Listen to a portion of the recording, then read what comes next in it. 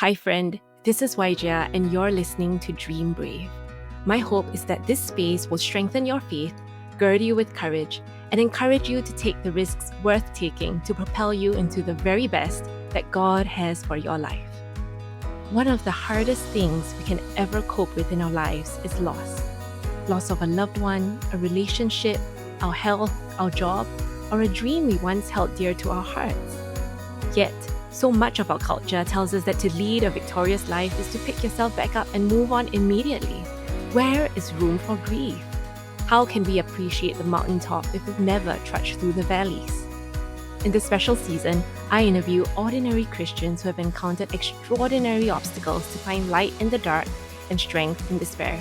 For it's in our trials that God promises us the hidden treasures of darkness, which are stored in secret places, that we might know that He is God. My hope is that these stories of setback will inspire you to find hope in your struggles. Be blessed. What if the way we raise our kids today could spare them from the struggles we're only just beginning to unpack as adults? Today, I'm talking to Lauren Wells, CEO of TCK Training, about what it really takes to raise emotionally healthy kids, whether they're third culture kids or not. Lauren's own childhood was marked by deep challenges, shaping her passion for helping families navigate emotional resilience. We'll talk about how trauma can show up in unexpected ways, what parents can do to create secure foundations for their kids, and why healing as adults can change the way we parent. This episode is for anyone who wants to break cycles and build stronger, healthier families wherever you call home. Lauren, welcome to the Dream Brave podcast. It's such a privilege to have you. Yeah, thank you so much for having me. Tell us where you are calling from. I am currently in North Georgia, so we're just south of Chattanooga, Tennessee. We're right on the border of those two states. And this is where we've lived for about 3 years. Wow, and where were you before that? We were in South Carolina for 2 years and then Oregon for 6 years. So we've been all over in the last 10 years, my husband and I and our kids. Wow. How many kids do you have, Lauren? Just for us to have an idea of the family that you have at the moment.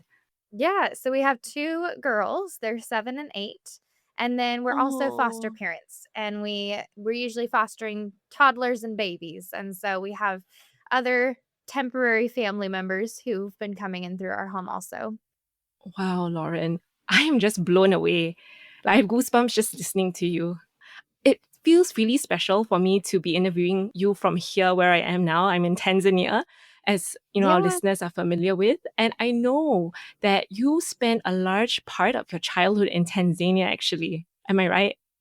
Yeah, in my teenage years, that's where my family lived, as global workers. We were in Arusha, and then we were in Dar es Salaam, so you are in one of my heart places. I love Tanzania so much. Oh, I'm so glad. I'm so glad. You know, Lauren, I've read a couple of your books and you've written several, including Raising Up a Generation of Healthy Third Culture Kids, The Grief Tower, and Unstacking Your Grief Tower.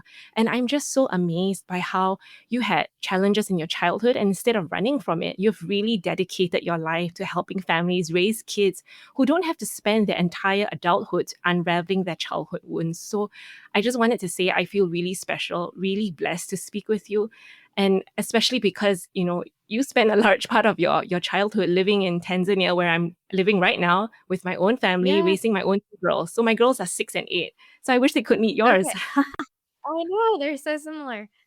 Yeah, it's true. And I really love your mission, Lauren, because you say your goal is to support families while their children are young and to apply practical prevention science to globally mobile families with the hope that it will decrease the risks and increase the benefits of the so called TCK life. So, could you unpack a Mhm. little bit about what this term TCK means? Because I think not all our listeners are familiar with that. And what I really love about your ministry and what you do is that the principles that you teach don't just apply to TCKs or globally mobile families, but actually, if you look into the science behind it, these are actually such excellent principles for any family that's going through any kinds of challenges. Am I right? Yeah, absolutely. We always say what's good for TCKs is good for all kids everywhere. And we have extra challenges as globally mobile families. So we just have to be even more intentional about putting some of those things into place. Absolutely. When you talk about globally mobile families, I think it's such a term that might sound like it's only for a minority. But the funny thing is, so many families that I know these days are all, they have moved from one place to another, whether it's for a job opportunity or just a change in a Mhm. lifestyle or because of missions or ministry. Like so many families spend a chunk of their lives in a different country. So tell us, what is a TCK? So, a third culture kid is someone who spent their developmental years or some of their developmental years, and there's some debate on how long that is. It could go up into your 20s or under 18, depending on who you're asking. But they spent some of their developmental years living in a country outside their parents' passport country. And there's intent for repatriation, which is kind of a part of this. So, they didn't move like an immigrant or a refugee where they intend to relocate to a new country and then stay there for generation upon generation. They went for a temporary reason like missions or a job or government work, military, that sort of thing. Right. And then they intend for their children to probably go to their passport country and have a life in their passport country at some point also. And so there's this kind of challenge of I'm from here, but I live here, but also I still have this heritage over here and I intend to go back there at some point. So it kind of creates this identity challenge. And what we look Right. at for third culture kids is that it's not the locations that make up the third culture. Mm-hmm. It's having basically your foot in lots of different cultures throughout your developmental Right. years. And so, what we at TCK Training have been looking at is what are the trends for that population? And those trends don't have anything really to do with the actual locations. So, it's not that Mm, someone who is growing up in Singapore and also from Germany, it doesn't, the third culture isn't about those locations. And that's right. why they have similarities to someone who was born in America and raised in Tanzania, because it's not the place, it's those shared characteristics of someone who lives their developmental years in multiple cultures. I love that explanation, Lauren. And it kind of gives me an idea that, TCKs, and I think this is actually true, TCKs feel like they have a deeper sense of belonging. Sometimes to other Mhm. TCKs, even though other TCKs might be growing up in a completely different culture from them because of these similar Yeah, identity challenges that they feel. Am I right? absolutely. Absolutely. Wow. And one thing I loved about your book, so the latest one that I read was about raising a generation of emotionally healthy kids. And, as a parent myself, now that I'm raising two Asian girls in the middle of, remote Tanzania, we are definitely like the center of attraction on several occasions. And I love how you highlighted the benefits of actually being a globally mobile family and being a TCK, Mhm. because I think a lot of us think of missions or think of going overseas to do work, especially in a developing country, as being traumatic.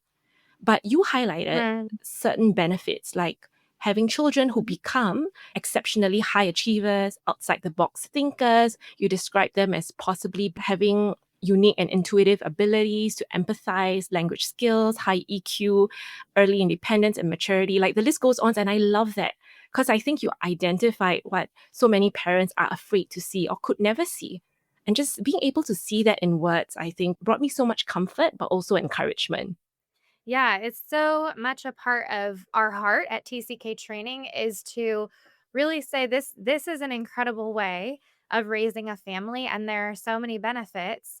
And so there's that piece of it and there's also hard.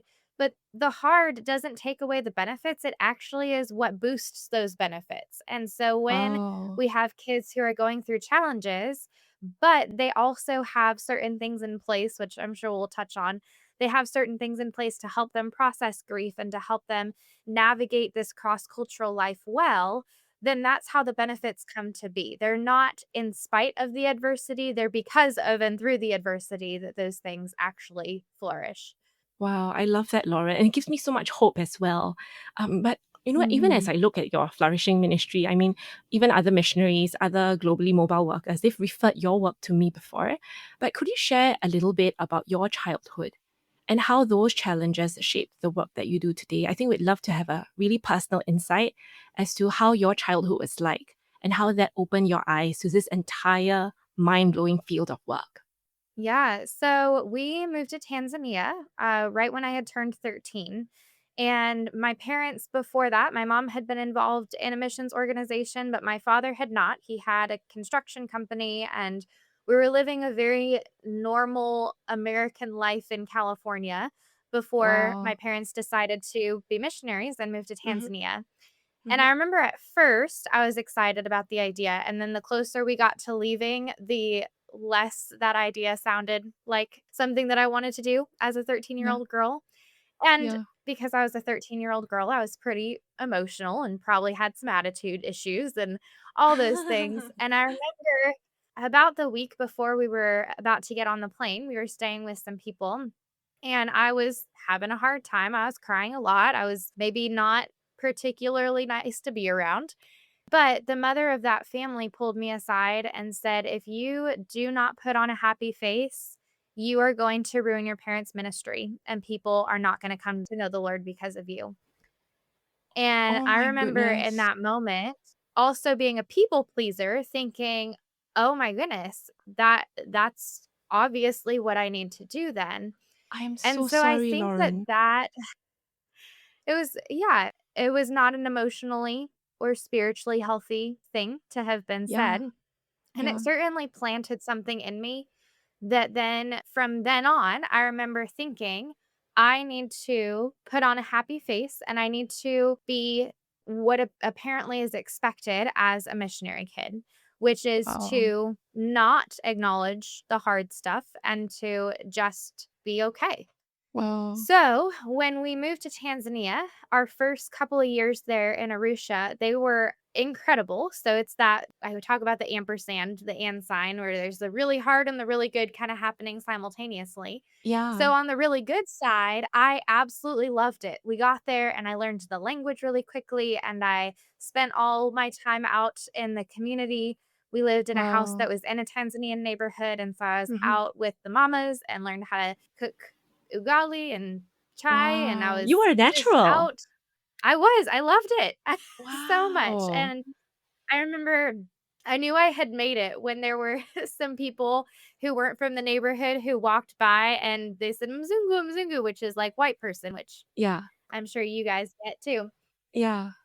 So, they walked by and the mama who I was with said, she's Mswahili," and Wow. was telling these people who weren't from the neighborhood, like, "Nope, she is Tanzanian, she's not Wow. Mzungu." And Mm. so I loved getting to integrate into the culture. We went on safari a lot, and it was so fun. It was adventurous. I was given a lot of independence, and so I could go walk around by myself. I could take the dala dalas to go meet up with friends. That's like a little van, right? Where everybody packs everybody and everything. The Dala Dala. Yes, the dala dala. Yep, the van. It's like a taxi van where you just pack in. We always say there's always room for 20 more Yeah. because you can always fit more people in. Uh, but I loved it, and that was the really, really good side, and then Hmm. also those first 2 years, there was a lot of hard things. I, Yeah. saw someone get burned to death, and I saw, Right. fatal car accidents, and we Right. had a little boy who lived with us who ended up dying of HIV and AIDS, and the Right. last bit of his life was spent in our home, and that was really hard. Right. I had several friends move away, and just all these things were happening that I didn't know how to deal with. And also, my parents, they hadn't ever dealt with this either. They were Right. raising normal American kids who then we moved to Tanzania, and the first 2 years was filled with all of these things. Right. And then I had that seed that had been planted that said, "But put on a happy face and don't look at the hard stuff, don't talk about the hard stuff." And so the answers that I would give in those situations were like, "Oh, well, it's fine. It's not a big deal. God is good and he's taking care of me." And those things were very true and also were keeping me from ever looking at the hard side of that ampersand and only looking at the benefits. But Wow. then there was another part of me that was like, "But if I talk about the hard things, people will think I don't wanna be here, but I wanna be here more than anywhere else." And Wow. especially when we were back in America and people would talk about, "Well, aren't you glad to be back?" And there was so much hard stuff that happened there. I felt like I was trying to convince them, "No, I would way rather be there. I don't want to be back in the States. I love my life in Tanzania." And so it developed this almost this need and then this repression of anything hard. Wow. Wow. Thank you so much for sharing that, Lauren. You know, when you talked about the ampersand, now I'm just going to elaborate on this a little bit because some of our listeners might not fully understand what the ampersand is, but it's really that squiggly sign that is a short form for and, like AND. And I love how you described in your books where you say that this is that experience of the TCK challenge. But not only that, I think in many challenges in life, there is that Yeah. ampersand kind of effect because there is the good of it for any big change and then there's the also very downside of it.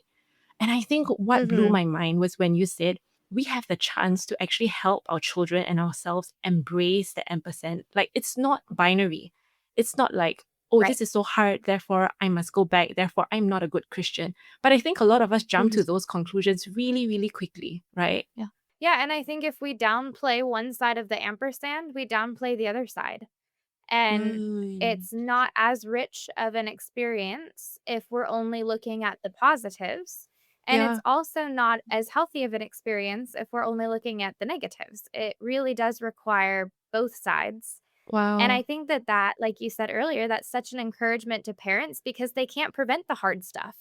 And sometimes we like to think that if we just prevented the hard stuff from happening, then our kids would reap the benefits. When the reality is, we have to have the hard stuff in order to have the benefits, but we also have to acknowledge and process that hard stuff. Those benefits don't come from only turning toward the positives. Wow, I love that. I love that, Lauren. And I think that's the thing I think most parents want to unlock. And I was wondering if you could Mm. elaborate and care to share how you help your children process some of these hard things. Or maybe to put it in a different way, what would you, the little you, what would the little you loved to have an older person help you process during those times of hardship when you saw those difficult things, when you felt afraid in the middle of the night, when you didn't know if your best friend would still be around and therefore you didn't want to make any more friends? What did you wish Mm. that an older person or a parent would say to you? That's a really good way of asking that question. Mm. I think that because I was so focused on the positives, Mhm. I think that I really needed someone to say, it makes sense if this also feels hard. And it would be really Wow. normal for this to feel scary or for this to feel upsetting. And I Wow. might even in that moment, I might have pushed back and said, but I don't. And then I probably would have really loved someone to say, but I wonder why you don't, because that situation warrants these hard emotions. And so what's keeping you from being able to name those and believe that you have them? Mm. And I think that a lot of our TCKs, they want to be mature, they want to be impressive. And Yeah. so a lot of our job is helping them to see that that's not going to happen and that that's not necessary by just looking at the positive things, that it's really important and it's really okay to look at some of those harder things and admit they're hard Yeah. and talk about them and put emotion words to them and give them Yeah. space to process them. And often they need to be directed in that. That's not going to happen naturally. So I'll just give an example. We had a situation in our own family where we had something really hard happen that was really hard for our girls, and they were really, really sad for quite a while. And so one thing that I did is I pulled out some paper, some just white paper, and gave them crayons and said, "All right, with the crayons, I want you to choose colors and then I want you to make shapes that represent the emotions." And so we talked about how angry might be a red crayon that's like scribbled all over, and sad might be a blue crayon that's kind of with little squigglies. And so we just talked about different ideas for different emotions. And we used the crayons to color the emotions. And then I pulled out watercolors because those go over crayons well, Yeah. and I said, "Okay, now think about the different things that are kind of covering those. And is it a lot of Mm. anger? Is it a lot of sadness?" And kind of choose the colors.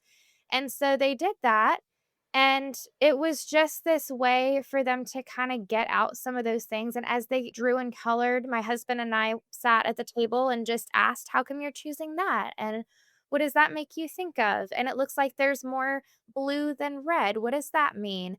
And it gave them this space to process that hard thing that wouldn't have just happened naturally and probably wouldn't have happened if we just sat at a table and looked at them and said, "How are you feeling about this hard thing Wow. that's happened?"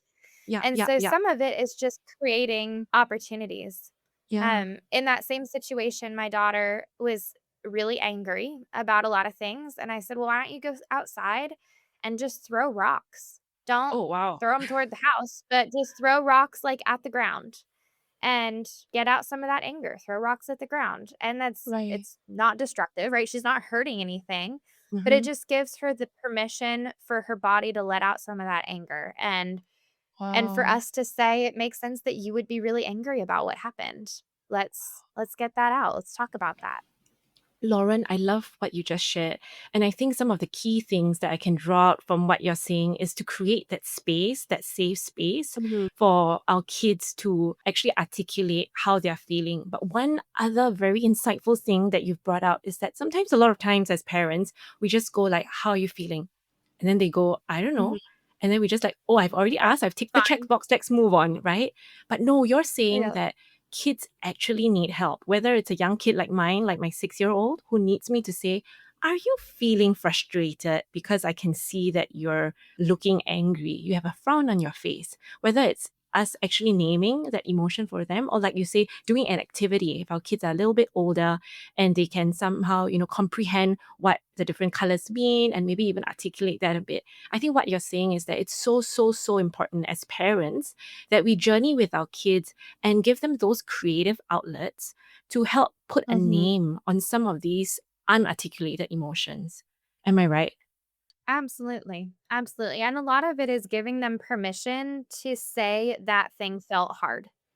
And I think that sometimes we naturally invalidate those hard things and we don't give ourselves permission to acknowledge that felt hard and it makes sense that it did. Even as Wow. adults, we do that. And so even Yeah. more so for our kids Yeah. and those especially who feel like they're expected to give the right answer, Yeah. they feel like the right Absolutely. answer is the positive answer. And in my context, and I'm sure this was a lot of people's, the positive answer also gets a really good response. You get people saying, "Wow, you're so spiritually mature. You're Yeah. so brave. You're Resilient. so resilient." All these things, Yeah. right? Like you get great feedback when you give those responses. And Yeah. so it really quickly turns into, "Oh, well, this is clearly what's expected." And I Yeah. think going back to that question, what did I need? I needed just somebody to say, "You know what? It makes sense that this would feel really hard." Wow. Wow. I love that line. It makes sense that this feels really hard. It makes sense, gives such a sense of validation that it's Yeah. okay and it actually warrants these feelings. It also goes to say that there are no bad feelings. Mhm. It's okay that it's this hard. I also love that in your writing, you actually acknowledge the difficulties that parents go through because so often we want to focus on the kids and say, like, it's my responsibility to make sure that you're okay. But I love that you Mhm. acknowledge how hard it is for parents too, because it's the first time that a parent is probably making this huge move. It's the first time a Yep. parent is parenting a 6-year-old or a 13-year-old or a 17-year-old in the new field. And I think when I read one of your books, the one about unstacking grief, it Mhm. really helped to give me an insight about how important it is for us to unstack not only our kids' grief towers, but our own. So, Lauren, could you share a Mhm. little bit about what a grief tower is? Because when I saw the title of the book, I just went for it. I'm like, that's the book I need to read because I think it gave me an idea that, there's something about compounding and accumulation of Yeah. grief that goes so unspoken because it's almost as if, like, well, why haven't you dealt with it? And how can a little hair trigger of an incident bring out such a huge reaction? You must have not done your work in, like, self Mhm. work or therapy or whatever. And there's such a stigma, I think, to it. So when I saw like the Unstacking Your Grief Tower, that book, I was like, I got to read that. Yeah, well, and I think it connects with so many people because as globally mobile families, we do experience that compounding grief, and it's Yep. not always big stuff. And I think that we give a lot of acknowledgement to the bigger things, but then all the little things that stack up, we wonder why all of a sudden everything feels hard. And for Yeah. our kids too, we wonder like, well, what is going on? Why are they having such a hard time? But then we start to think about it and realize, well, this friend moved away, and then this favorite teacher moved away, and then they changed Yep. schools, and then this, and then this, and then this. And it wasn't any really big situation necessarily, but it was all these things that kept stacking up that never were processed and then all of a sudden felt really big. One Yeah. thing that I hear a lot from adult TCKs, especially those who lived in what we would maybe think of as like easier contexts, they didn't Yeah. have maybe big traumas that happened. They go to counseling as an adult TCK, and the counselor says, well, I don't understand this reaction or what's going on because I can't find the one big trauma that would have caused this.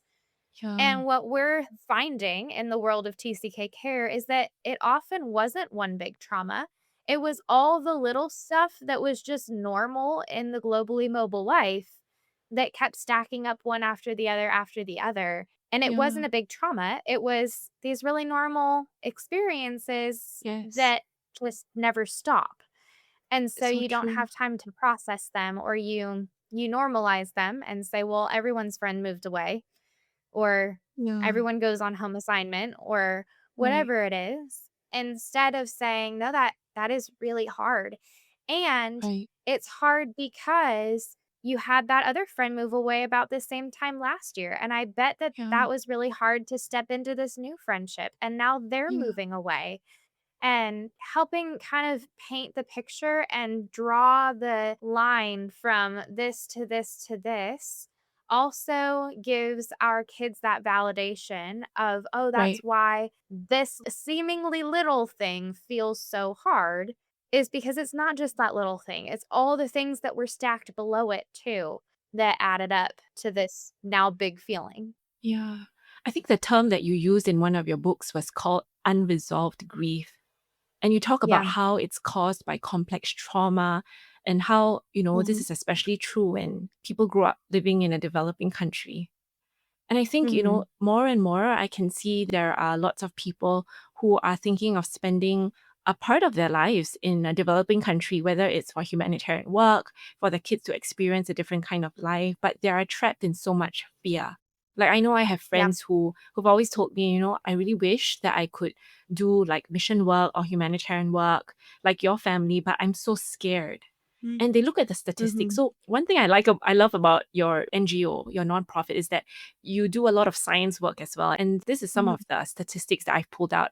It says, or rather, your team has found out that 33% of TCKs actually feel misunderstood by their parents. That's like a whole third of Hmm. them. 41% Hmm. by friends in their host countries, and 67% by friends in their passport countries. And the Yeah. science also says most TCKs struggle with a lack of belonging. They don't feel that they'll fit completely in their passport countries, their host countries, and perhaps even in their immediate families. They struggle to figure out who they are in the midst of all that they are adapting to. And they often have ties to many different communities, which leaves them wondering if they fully belong in any of them. They're prone to shame when they enter adulthood because of their inability to fit in as intuitively as everyone else. So I think when Mhm. people read about such statistics, when they read about so-called like this horrific side, the downside of raising a child in another culture, I think it really, really hinders them from actually wanting to take that leap of faith. Even right now, like we are actually, at the time of this recording, we are actually planning going back to Singapore for a short stopover before we actually head somewhere for a good break, which was kind of opened up this opportunity by a pastor in Australia. And even then, we have so many thoughts about, well, our kids adjust? Is this good for them? Is this not? How will they feel? I know that I will have a lot of emotional processing to do. And so I'm wondering, Lauren, like in the midst of all these fears, what would be your word of encouragement to parents who are actually thinking of making that leap, or maybe they've made it and now they're wondering, oh my goodness, what have I done? What is your word of encouragement to them?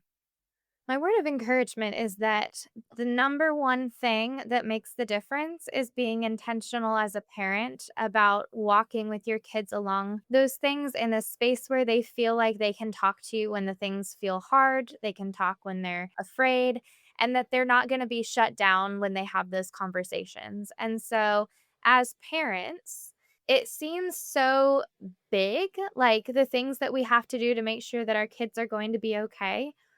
But actually, the things that are most important are things like making eye contact with our kids and Mhm, asking them questions and naming mhm. those emotions with them and doing things that really aren't hugely time consuming or complicated. It's Right. just the things that we sometimes forget to do when we're really stressed out ourselves. And Yeah. so I would encourage you that if you are already thinking through how you're going to love on your kids well through that season and through those transitions, you're already doing most of the work by even Mm, thinking through that and just right. showing up for them in a way where they feel like you're available and they feel like you are a safe person to talk to when they have those thoughts or those emotions.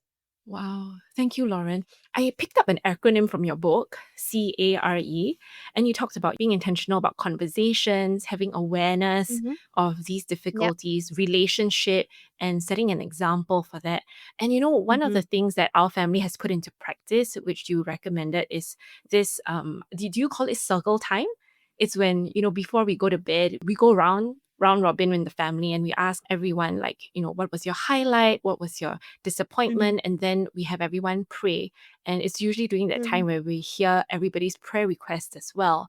And I loved that Hmm. in your book, you actually said it's really, really good to set this as kind of like a family rhythm at a young age, because then Hmm. as the child grows, it will not Yep. be odd to ask a teenager, what was your highlight today? Hmm. What was your Yep. disappointment? Because it comes so naturally. And I love that, because now sometimes when our kids share, they're like fighting to share. And they're like, oh, one more, one more. Oh, I actually have another one. And I also Hmm. like the fact that you just mentioned that it's so, so important to just listen. Because occasionally someone would actually talk about a disappointment in the day, and it has something to do with somebody else in the family. So, for example, it would be like one of my children saying, like last night, maybe, my disappointment is when mommy raised her voice at me today. And I would feel very triggered and tempted to react to that. Hmm. But I've learned and tried so hard to realize that for my child to say that actually is a huge act of bravery and courage. So instead of Yeah. reacting to that, we have a rule that says for every disappointment that someone shares in the family, no one is allowed to react to it. Mm. So instead, I just said, that's fair. That must have been hard. So I don't react by saying, but you did this and you did that. Good job. That is hard to do. Thank you, Lauren. A lot of it is input from your books. So I'm very grateful for the work that you are doing. And are there any Mhm. other kinds of practices or things that you'd like to elaborate on, like whether it's from the acronym CARE or anything else that you feel would be really helpful for parents, especially when they make the transition? Because I like what you pointed out in one of your books when you said, like, actually, it's during the transition when you are the most stressed, you have to pack, you have to put Mhm. everything in order, you have to meet people. That is the time Mhm. that you need to be most intentional and make time for these conversations. Yeah, but it doesn't have to take a long time. And I think, Mm, again, sometimes we get stressed out thinking, "Oh my goodness, I am so stressed out and there's so much going on. How am I also going to make all this intentional extra time?" When really mm, it's just those in the moment things and how we respond to them. And giving that little bit of space, like those check-ins maybe at night or around the dinner table or however your right, family does it, but also repairing. So, one of the things that strengthens parent child relationships more than anything is repair, which means that we had to have messed up first, which is really encouraging for us as parents because we're going to make a mistake, we're going to mess up, or in the stress of the moment, we're going to raise our voice or whatever it is. And when we repair, that actually is better and does more for the relationship than if we would have gotten it right the first time every time. And right. so one of the ways in those transition seasons to do what we're talking about is to just notice when we need to repair, when maybe we were too harsh, or we did raise our voice, or we weren't very patient, or whatever, and then come back around maybe later when we've cooled down a little bit and say, "Hey, I know that I raised my voice at you when I was trying to get you to hurry and get out the door, but I shouldn't have. I know we were trying to move quickly and we were running late, and also that didn't make it okay for me to yell at you like that. Can you forgive Wow. me?" And just Wow. opening up those conversations, first of all, helps them to, again, what we were talking about earlier, notice that the difficult emotion that they experienced was normal. It Yeah. makes sense that that felt yucky when I got yelled Yeah. at. Yeah. And also, it creates that deeper connection and teaches them how that relationship pattern of mess up and repair works, which is really good and healthy and strengthens the relationship. So during transitions, when we know we're probably going to make those mistakes, instead of thinking, well, how can I make sure I do it right all the time? Actually thinking, well, let me notice when I need to repair and have that be a lot of where our relationship depth comes in this season too. Wow. Lauren, I love that you mentioned the theme of repair because I think in a lot of, especially Asian culture, I would say, because it's a shame honor kind of Mhm. Yep. society, I think saying sorry, asking for forgiveness, it feels very, very shameful. It's exactly like Yep. what you said. Needing to repair means that I have done something wrong, and that can Yep. feel really awful. Recently, actually this year, or rather late last year, I was diagnosed with complex post traumatic stress disorder.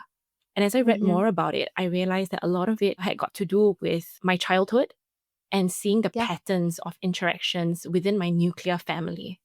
And there was so Mm. much conflict, but the end was never repair. And so the pattern I got to see was conflict, escalation, and then division. And it was a repeated pattern. But now what I'm seeing is that I, as a parent, I have the opportunity to actually demonstrate what repair is. And so in Yeah. the past, when I made a mistake, I would be so hard on myself. Like I wouldn't sleep that night. I would just beat myself up over and Mhm. over again, saying, I shouldn't have raised my voice. This was horrible. But now I realize that every time I mess up, it's a wonderful opportunity to actually demonstrate to my children that, hey, when you mess up, you don't have to beat yourself up. And this is how I'm going to show you. I'm going to ask you for forgiveness. I am going to ask you to see that I was wrong. And that actually in itself, I realize, is giving my kids the tools not only to have self compassion, but to repair in their future relationships, which is such an incredible tool, I think, in relationship building, isn't Absolutely. it?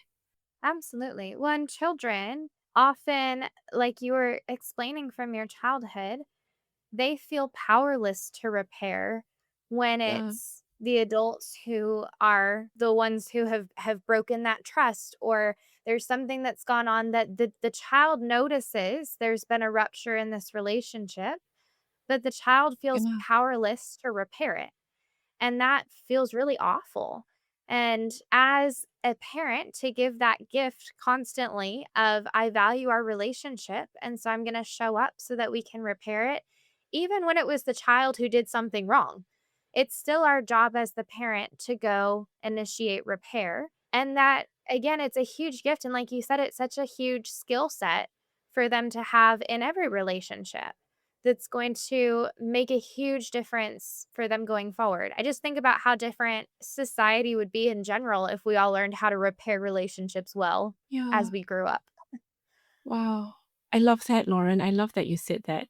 Because I think so many of us kind of know intuitively that when it comes to big stressful transitions or change, as parents, we are actually like the nucleus of our children's lives. And we Mhm. are the only thing that remains stable when the world Yep. is changing and moving.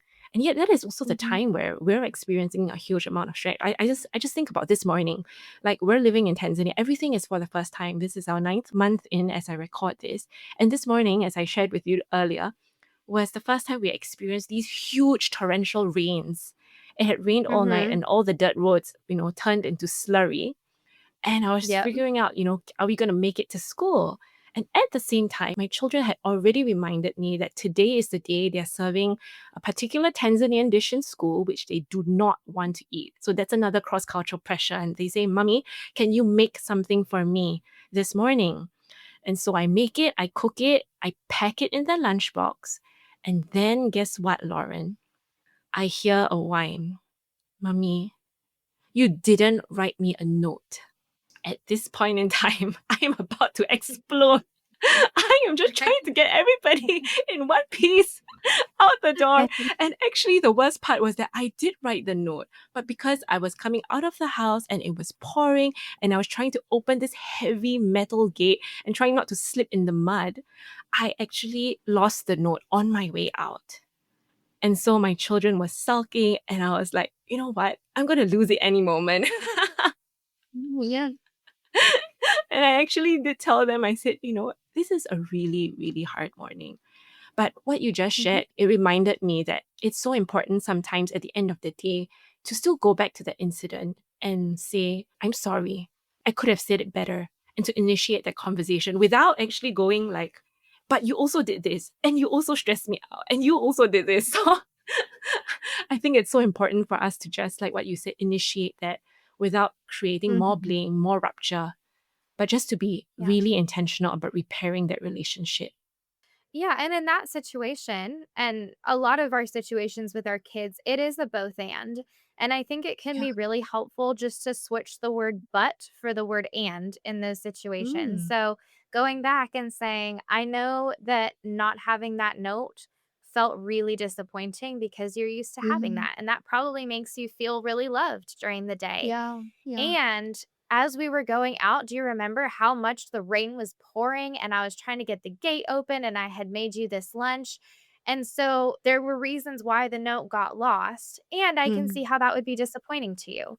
Wow. And kind of just leaving it at that. There's this both and. I think sometimes we can overcorrect when we're Right. trying to learn how to do this repair and we can constantly be like, "Oh, I'm so sorry that this didn't happen and I'll work on it next time." And instead of helping them to see too, well, no, it makes sense why this didn't happen. Or, yes, I'm sorry that I yelled at you. I should not have talked to you like that. And I was feeling really angry because this, and this. And that didn't make it okay for me to yell at you. Both of those things are still true at the same time. And Wow. holding those both and helping them to see that it's not just the one piece of it, it's both Right. sides. So I love the format that you've given us, Lauren. And actually, it answers my next question, which was how do we repair a relationship if we realize we've Mm, unintentionally hurt our kids? But I see that yeah. the format, and correct me if I'm wrong, it's to say, I'm really sorry for what happened, Mhm. to validate their feelings and say, that must have felt really hard.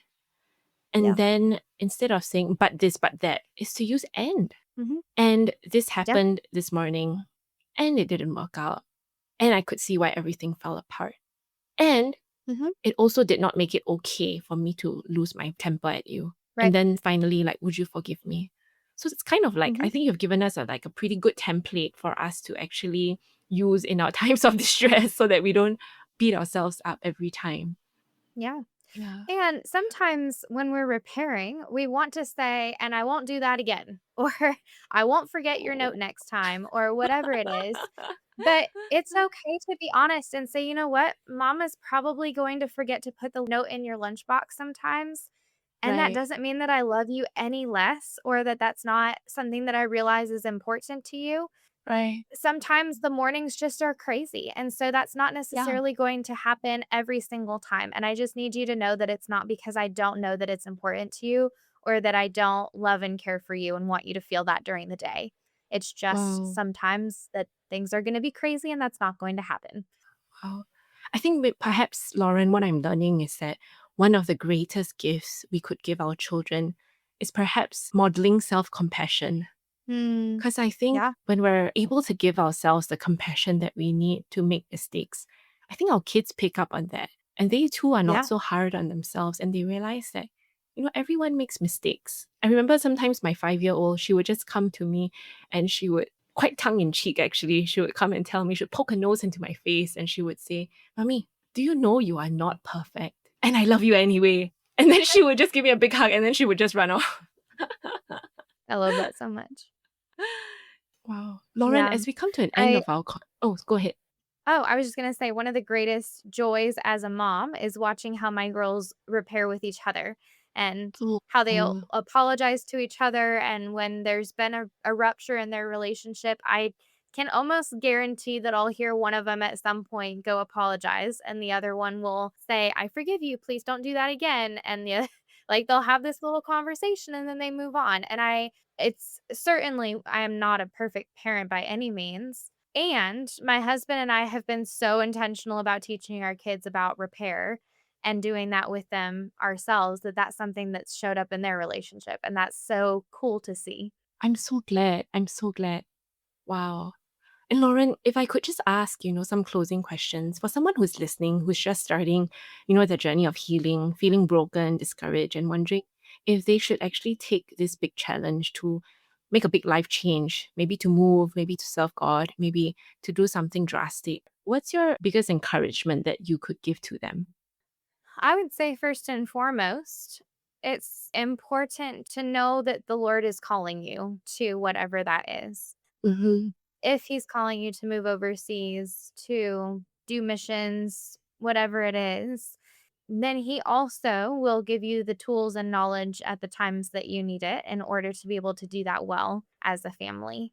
I think that there is so much new research, there's so much many new tools for Mm, raising globally mobile families that there weren't a yeah, generation ago. There certainly weren't when I was growing up, and then the generation before that had even fewer. And so one really encouraging thing is that we now know a lot of the things that it takes to have healthy globally mobile families, and that those things we can put into place really intentionally. And so my encouragement would be to really learn and mm, do some homework and some research on figuring out how and what makes a globally mobile family healthy. We do a lot of that at TCK Training, a lot of workshops on that. We have a lot of blog posts and that sort of thing, those books that you're talking about.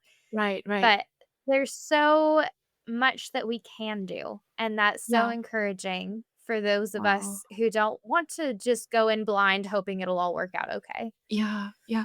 Lauren, I think your life is the perfect example of what it means to represent the ampersand. Because in spite of all your Mm, hardship, all the darkness that you walk through, you have lived out what it means to really be light in the dark. It is through your mm, pain and through the hardships that God has birthed such a beautiful ministry to help mm, so many people. And so, even as I interview you for this series called Treasures of Darkness, it really reminds me that this is the treasure that you have gleaned through the mm. darkness. This is the treasure that you're now giving to the world. That all these gems that were formed in times of hardship and duress, now they are shining for God. And so, even as we end this, Lauren, what would you consider the greatest treasure that you've gleaned from the dark? Oh, that's a big question. I think that my greatest treasure in the dark is being able to hold both the good and the hard of whatever's going on in life and acknowledge the depth of both. Wow, I love that. I love that, Lauren. Lauren, thank you so much for what you do. Like, truly, I think all the dark valleys that you've walked through have really Mhm. shone a light to so many of us who feel like we're just muddling our way in the dark. So, thank you so much, Lauren. It's such a privilege to have you on. It was a joy to talk with you. It was mine too. I'm so glad.